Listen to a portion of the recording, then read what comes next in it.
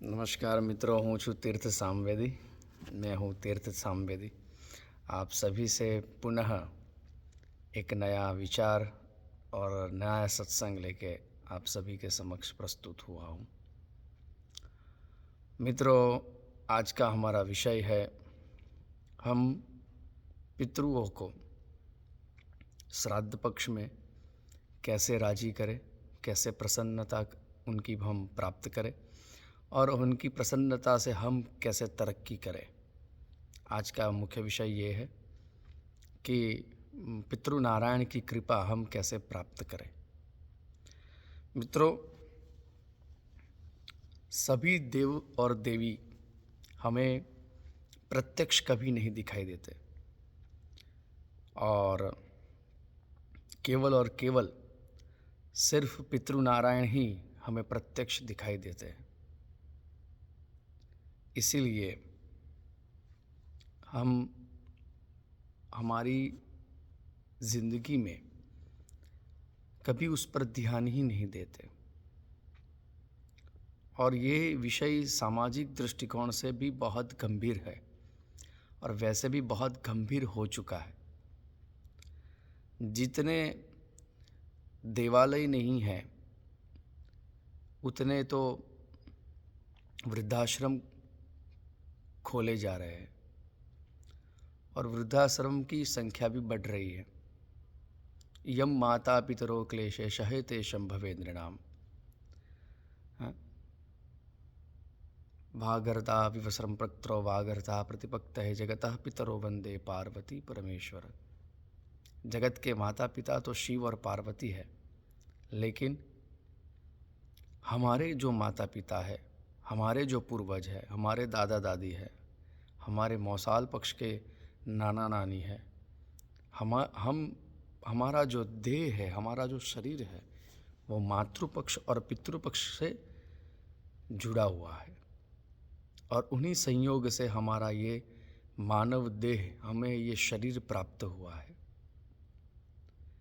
तो मित्रों, हम उन्हें क्यों नज़रअंदाज करें, हम क्यों भूलें उनको।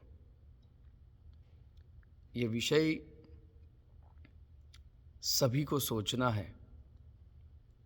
केवल हम श्राद्ध पक्ष में जब ये 15 दिन भाद्रपद के कृष्ण पक्ष में जब ये 15 दिन आते तब हम कागवास डालते हैं, श्राद्ध करते हैं। और आजकल तो नई पीढ़ियाँ ऐसा कहती है कि कागवास और ये श्राद्ध करने से क्या हमारे पितरुओं तक ये तृप्ति पहुंचती है। तो मित्रों, जैसे हम सांस लेते तो है लेकिन दिखाई नहीं देती। सांस आपने कभी देखी? सांस लेते तो है लेकिन दिखाई नहीं देती। वैसे ही पितृ वायु तत्व के प्रधानता में है। हमारा जो शरीर है वो पंच महाभूत से बना हुआ है। उनमें से पितृ वायु तत्व के प्रधानता में है। वायु तत्व के वो देव है, यानी कि हम उनका एहसास, उनका अनुभव कर सकते हैं, और जब वो हमारे साथ होते हैं तब हम उन्हें प्रत्यक्ष रूप में देख भी सकते हैं। जैसे कि हमारे माता पिता, जब वो जीते हैं तब हम उनकी बातें नहीं सुनते और मरने के बाद बड़ी बड़ी तस्वीर लगा के, चंदन के हार लगा के, चंदन लगा के, कुमकुम लगा के, पुष्प चढ़ा के आरती उतारते हैं। तो गुजराती में एक सुंदर कहावत है कि उमरा मूकीने डूंगरा पूजवा ना जवाय। घर में ही अगर देव है तो पर्वत चढ़ने की क्या जरूरत है। माता एवं पिता, इनके ऋण से हम मुक्त नहीं हो सकते और इसीलिए ये पितृपक्ष, श्राद्ध पक्ष के अंतर्गत हम अलग अलग तरीकों से पितृनारायण की कृपा प्राप्त करने का आश्रय लेते हैं। तो हम कैसे पितृओं को प्रसन्न कर सकते हैं? पहली बात, अगर आपके माता पिता जीवित हैं, हयात है, आपके साथ है, तो आप उनकी आमन्य में रहे, उनकी बात सुने और उनकी मर्यादा, उनके प्रति सम्मान और उनकी, अगर हम उनकी बात कहीं बुरी लगती है तो शांति से रखें, उन्हें घर से मत निकालिए। तो ये जीवित माता पिता का ही आपने अच्छी तरह से आशीर्वाद ले लिया, अगर आप ये कर रहे हो तो। अगर माता पिता नहीं हैं, पूर्वज नहीं हैं, तो हम पितृनारायण की कृपा कैसे प्राप्त कर सकते हैं?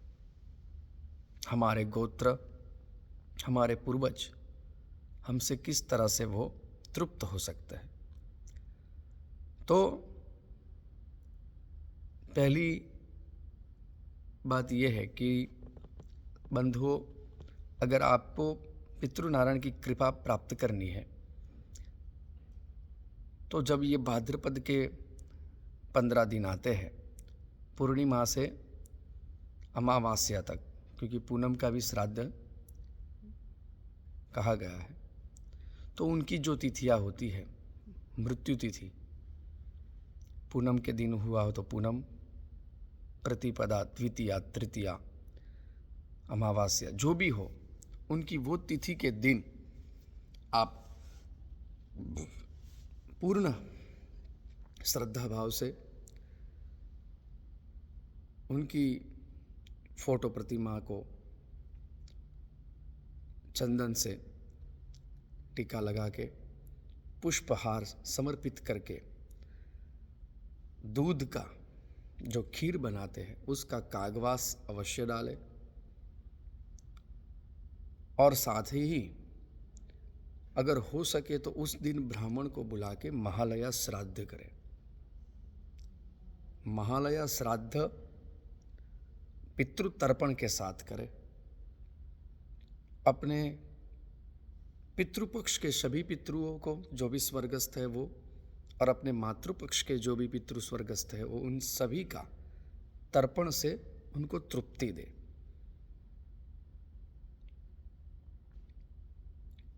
अपने तर्पण में ही देव, ऋषि, मनुष्य, पितृ तर्पण आते हैं, तो आप तर्पण से आप अच्छी तरह से उन्हें तृप्त करके उनका आशीर्वाद ले सकते हो। तर्पण है। दूसरा ये महालया श्राद्ध है, जिसमें पिंडदान का श्राद्ध की एक संक्षिप्त विधि है। वो भी पायस आदि जो भात होते हैं चावल के, उनसे पिंड बनाते हैं और पिंड बना के उनको पिंड दान अर्पण करते हैं। तो वो भी एक तरीका है। अगर आप तिथि नहीं जानते, आपको कोई तिथि मालूम नहीं है, तो जो सर्वपितृ अमावस्या आती है, भाद्र पक्ष की अमावस्या, उसी दिन अगर आप तर्पण, श्राद्ध क्रिया और पिंडदान करके, ब्राह्मण भोजन करा के, अगर आपके पितृ के निमित्त का आप श्राद्ध करते हो, तो आपका अवश्य ही पितृनारायण की कृपा प्राप्त करने में आप सफल हो जाते हो। क्योंकि सर्वपितृ अमावस्या के दिन अगर आपको किसी की तिथि नहीं मालूम, तो सर्वपितृ अमावस्या में आप सभी पितृओं का नाम लेके विष्णु सहस्त्र का पाठ करके भी आप अपने पितृओं को तृप्ति दे सकते हो। लेकिन आप जब तक पितृनारायण के लिए, क्योंकि ये पिंड यानी ये देह, ये अपना शरीर केवल और केवल पितृ की कृपा से बना हुआ है। बहुत सारी एक पितरों के बारे में मान्यता है कि कोई पितृदोष थोड़ी नड़ता है, पितृदोष थोड़ी हमें दिक्कत देता है। कुंडली में भी पितृदोष होता है, काफ़ी प्रकार के पितृदोष होते हैं। तो वो पितृदोष हमें परेशान क्या कर सकते हैं? तो मित्रों, ये बात तो सत्य है। अगर दूध की जगह पानी नहीं ले सकता और पानी की जगह दूध नहीं ले सकता, दोनों अमृत है। पानी भी अमृत है और दूध भी अमृत है। जब दूध की आवश्यकता है तब सिर्फ दूध ही काम कर सकता है, और पानी की आवश्यकता है शरीर को, तब पानी से ही तृप्ति मिलेगी। तो इसी प्रकार अगर आप पितृनारायण की बात को अंदर नज़रअंदाज कर रहे हैं तो वो मूर्ख वाली बात हुई कि आप अपने पूर्वजों की हयाती पे ही प्रश्न उठाते हो। तो पितृदोष, पितृ नड़ते नहीं हैं, लेकिन पितृ दिक्कतें नहीं देते, लेकिन पितृ आपको कहना चाहते हैं कि मैं हूँ, इसलिए वो अपना एहसास कराने के लिए वो आपको परेशान भी कर सकते। क्योंकि अगर उनकी कोई ख्वाहिश, कोई इच्छा अधूरी रह गई है तो वो किससे मांगेंगे? आपका बच्चा है, उनकी कोई ज़रूरत है, कुछ भी लाना है, पेंसिल, रबर, कुछ भी, तो वो किससे मांगेगा? पड़ोसन से मांगेगा? नहीं, वो आपसे ही मांगेगा। वैसे ही आपके पितृ सिर्फ आपसे ही मांगेंगे और किसी से नहीं मांगेंगे। लोग कहते हैं कि थोड़ी वो तो इतने मर जाने के बाद ये होते हैं, वो होते हैं, कुछ नहीं होता, ऐसा कुछ नहीं होता, सब भ्रम है। फिर बाद में सब हमारे साथ आते हैं थके हारे हुए, सब कुछ किया लेकिन कुछ नहीं हो रहा। पितृदोष से काफ़ी सारी परेशानियां रहती है, संतान की भी परेशानियां रहती है, संतान नहीं होते, वो भी एक पितृदोष का कारण है, प्रमुख कारण है। अगर संतान होते हैं तो दिक्कतें बहुत आती है, परेशानियां बहुत आती है, लाइफ टफ रहती है, तरक्की हो नहीं पाती, आर्थिक मुश्किलें भी रहती है, तन की पीड़ा रहती है। वो किस तरह का उनका भाव है, उनका क्या चाहिए, वो तो अच्छे विद्वान पंडित ब्राह्मण को बुला के कुंडली जन्म पत्रिका दिखा के या अपना घर दिखा के उनसे सलाह मशवरा लेके आप आगे बढ़ सकते हो। वो विषय थोड़ा अलग है। लेकिन हम अभी क्या करें? तो अगर आपको पितृनारायण की कृपा प्राप्त करनी है, आप उनके लिए कुछ करना चाहते हो, कुछ करना चाहते हो, क्योंकि पापा ने तो अपने लिए बहुत फीस भरी, मम्मी ने तो बहुत रोटियां बना बना के हमको खिलाई है, दादा ने और दादी ने बहुत प्यार दिया, नाना नानी ने बहुत प्यार दिया है। तो वो उनके जो प्यार है, उन्होंने जो हमारे लिए जो समय व्यतीत किया है, अगर उनके लिए अगर हम कुछ करना चाहते हैं तो उसमें कोई क्वेश्चन नहीं होता, उसमें कोई तार्किक बातें नहीं होती, उसमें कोई कंट्रोवर्सी नहीं होती, उसमें सिर्फ डेडिकेशन होता है। तो आप सभी से एक गुजारिश है, अगर आपके माता पिता जीवित है, दादा दादी जीवित है, नाना नानी आपके मौसाल के पक्ष में सब जीवित है, तो आप उनसे अच्छे संबंध बनाए रखें, जितना हो सके उतना करें, उनके लिए मर्यादा करें, मान सम्मान रखें। अगर नहीं है तो मैं जैसा कह रहा हूँ वैसा कीजिए। भगवान विष्णु सहस्त्र का पाठ कीजिए 15 दिन, भागवत जी का मूल पारायण कीजिए, ब्राह्मण को बुला के खाना खिलाइए, कागवास और श्राद्ध कीजिए, महालया श्राद्ध का एक विधान है, संक्षिप्त विधान, वो करवाइए। वो नहीं करवा सकते तो पितृ तर्पण करवाइए। नर्मदा नदी है, जो भी अपने गांव की नदी है, उन नदी के किनारे पे जाके भी आप तर्पण करवा सकते हो। वो सारा नहीं करवा सकते तो कोई धर्म या तीर्थ क्षेत्र में कुछ दान करके, स्नान करके, तीर्थ क्षेत्र में जाके आप अपने पुण्य को अर्जित करके वो पुण्य अपने पितरों के पीछे अर्पित कर सकते हो। आप कुछ भी नहीं कर सकते, कहीं नहीं जा सकते, तो आपके पास हरिस्मरण का जाप तो है ही, वो आपसे कोई नहीं छीन सकता। भगवान नारायण का जाप कीजिए और उनके लिए प्रार्थना कीजिए कि उनको उत्तम और सद्गति प्राप्त हो। सीधा का दान सिद्ध दान कहा गया है, वो ब्राह्मण को कीजिए, गायों को खाना खिलाइए। यहाँ तृप्ति का भाव है। कुत्ते को रोटी डालिए, गाय को रोटी डालिए, कागवास में कौवे को कागवास दीजिए। ये कागवास भाद्रपद के कृष्ण पक्ष में ही क्यों आता है, वो भी एक विषय है, वो भी बहुत बढ़िया विषय है। और वो विषय में वो है कि भाद्रपद में जो कन्या राशि का संक्रांति होता है, ये श्राद्ध पक्ष से पहले, तो कन्या संक्रांति जब होती है, सूर्य की कन्या संक्रांति जब होती है ज्योतिषीय खगोलीय घटना के अनुसार, और दक्षिणायन में सूर्य रहता है, उत्तरायण और दक्षिणायन, ये दक्षिणायन में सूर्य रहता है, तब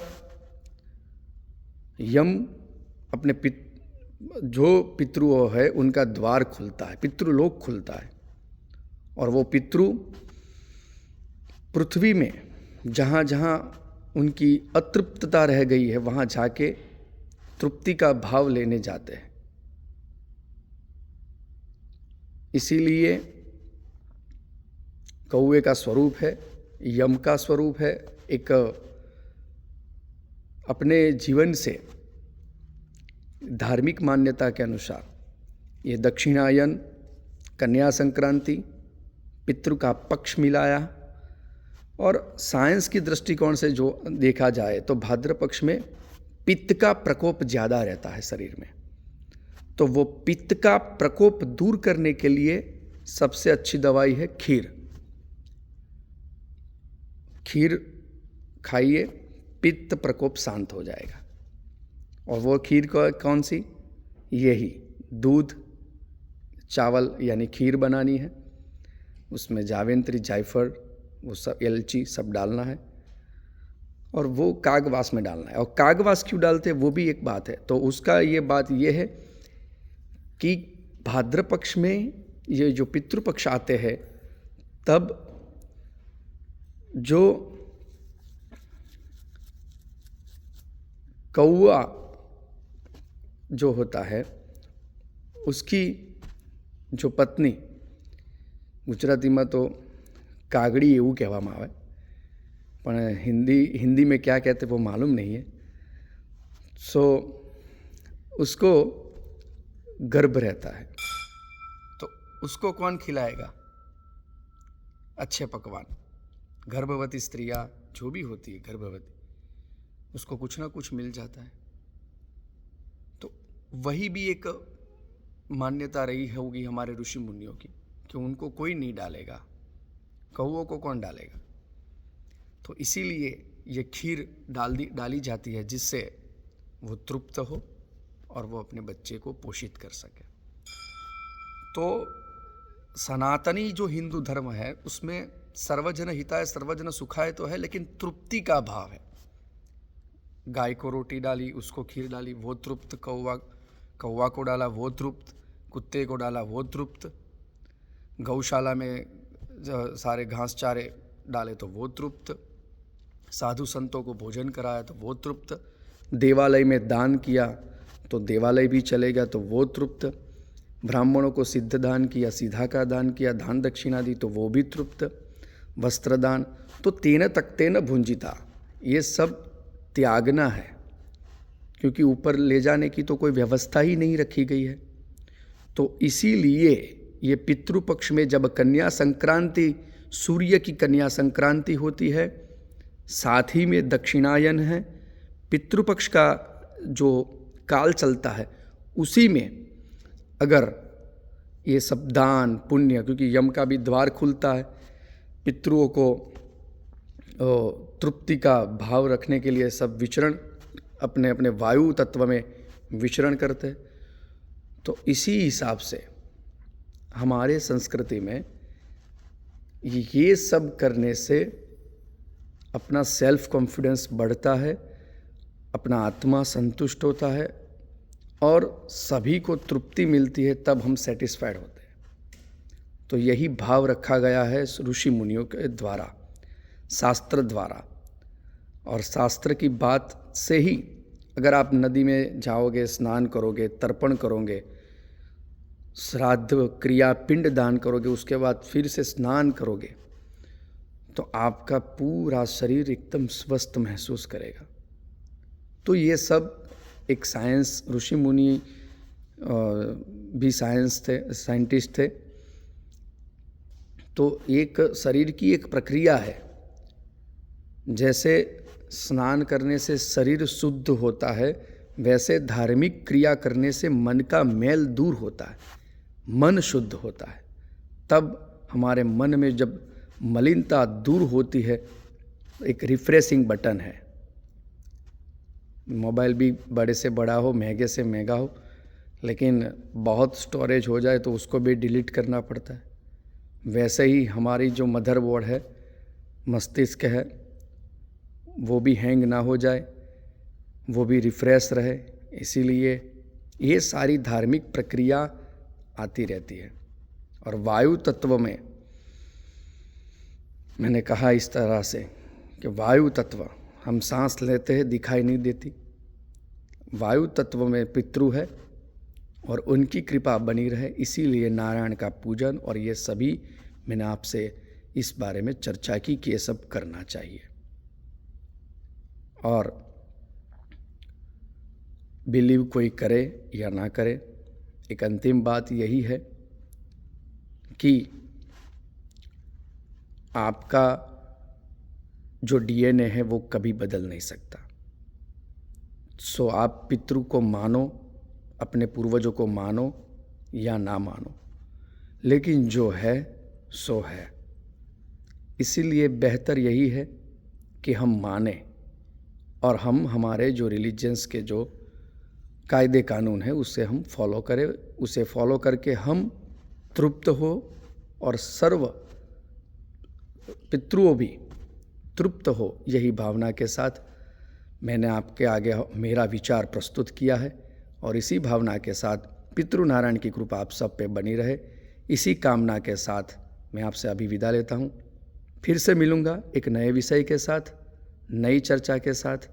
तब तक के लिए जय श्री कृष्ण, हर हर महादेव, जय माता दी। भगवती आपका कल्याण करे, पितृ नारायण आपका कल्याण करे। इसी भाव के साथ मैं तिरसाम बेदी आपसे विदा लेता हूँ। हर हर महादेव।